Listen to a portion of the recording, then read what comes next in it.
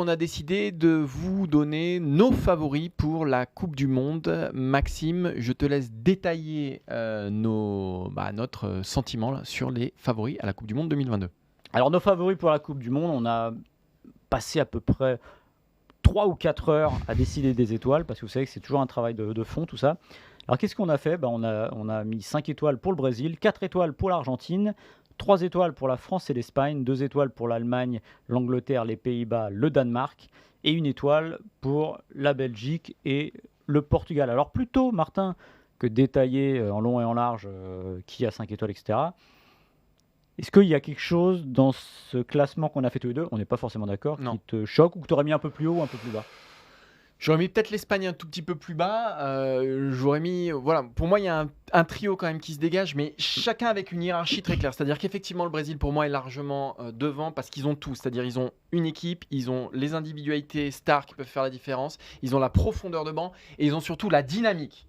Voilà, la dynamique, ça, c'est hyper important. L'Argentine, c'est tout pareil, si ce n'est que j'ai un peu plus d'interrogations sur la défense, qui me semble un peu plus fragile que celle du Brésil, mais c'est pareil, c'est une équipe qui n'a pas perdu depuis quasiment 30 matchs, me semble-t-il. 36. 36, voilà, et qui a gagné la Copa América. Et je mets la France un peu en dessous parce qu'elle a les individualités, mais il y a beaucoup d'ombre autour des Bleus, l'état physique de Benzema et de Varane, et une dynamique qui est nettement moins claire que celle de l'Argentine et des Brésiliens. Mais malgré tout, je mets la France au-dessus, moi, des autres Européens, parce que les autres Européens, il y a beaucoup de questions individuelles sur des postes. Il me semble que la France a quand même un réservoir et elle sait gagner cette équipe-là aussi. Donc voilà, pour moi. Donc il y a une chose avec laquelle je suis complètement d'accord, c'est le Brésil à 5 étoiles. Alors pour moi, c'est le clair favori. On s'est posé la question d'ailleurs. Ça ne veut pas dire qu'ils vont gagner parce que c'est souvent comme ça quand même. Mais je le sens bien 20 ans après. J'ai l'impression que tout est en train de s'imbriquer correctement et jusqu'à Neymar qui est fantastique en ce début de saison, vous pouvez enregistrer.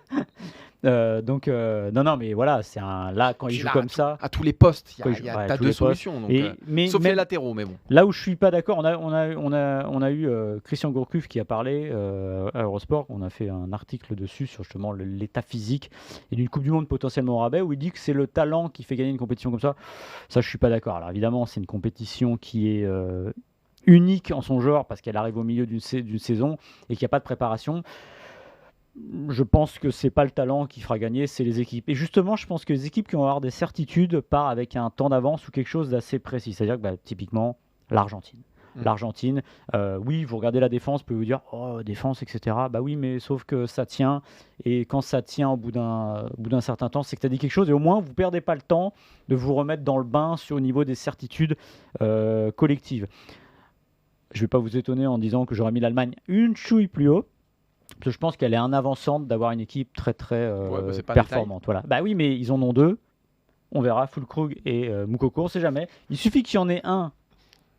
Non mais on rigole. Je rigole pas. Mais ça, bon bref.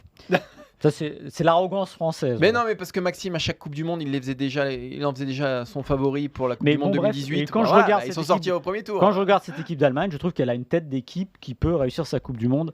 Au contraire, malheureusement pour eux, de la Belgique qui là cette fois je pense a laissé passer sa chance. La défense, j'avais eu la chance d'interviewer l'année dernière le sélectionneur de l'équipe de Belgique. On voyait que c'était entre deux, voilà. Et je trouve que la défense c'est toujours un peu vieillissant et devant Hazard, c'est compliqué. Il n'y a pas Lukaku. Je serais très étonné que la Belgique fasse une grande Coupe du Monde. Ça, je suis entièrement d'accord avec toi. Peut-être un petit mot sur le Danemark qui est justement. Ce qu'on disait tout à l'heure, si c'est une Coupe du Monde du collectif, je pense que le Danemark sera en finale au moins. Et c'est un peu pareil pour les Pays-Bas qui, eux, ils sont portés par une trajectoire, par un projet collectif. Et elle a une tête d'équipe qui réussit en Coupe du Monde. Voilà. C'est difficile à expliquer, mais je trouve qu'il y a quelque chose dans cette équipe qui me laisse penser qu'elle fera une bonne Coupe du Monde. Donc le Danemark et les Pays-Bas, si tant est que les Pays-Bas peuvent être une surprise à la Coupe du Monde, malgré tout, leur historique très récent prouve qu'ils sont loin du compte. Mais peut-être que le Danemark et les Pays-Bas seront la surprise de cette Coupe du Monde. Après, peut-être aussi que son format, son calendrier de cette Coupe du Monde peut faire émerger enfin des vraies équipes surprises. Peut-être enfin un nouveau vainqueur, parce que quand on voit notre tronche des favoris, il n'y a quasiment pas de nouveau vainqueur, si ce n'est justement le Danemark et les Pays-Bas. Ouais, et comme je le dis, s'il y en a eu 8 en quasiment 100 ans... Oui, peut-être que justement, une Coupe du Monde au Qatar, une Coupe du Monde au mois de novembre, une Coupe du Monde où il n'y a pas de préparation. Peut-être que tous ces facteurs-là, mis bout à bout, le fait qu'il y ait aussi quand même quelques blessés, il y en a toujours, mais là, voilà, on a l'impression qu'il y en a quand même... Et tu sais quoi ? Depuis 98, on est sur un rythme de nouveaux vainqueurs tous les 12 ans. Bah voilà.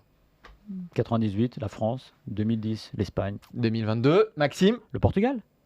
Ah oui, c'est vrai qu'on a mis le Portugal aussi. On n'en avait pas parlé encore. On Le avait pas Portugal, ça fait partie de ces outsiders.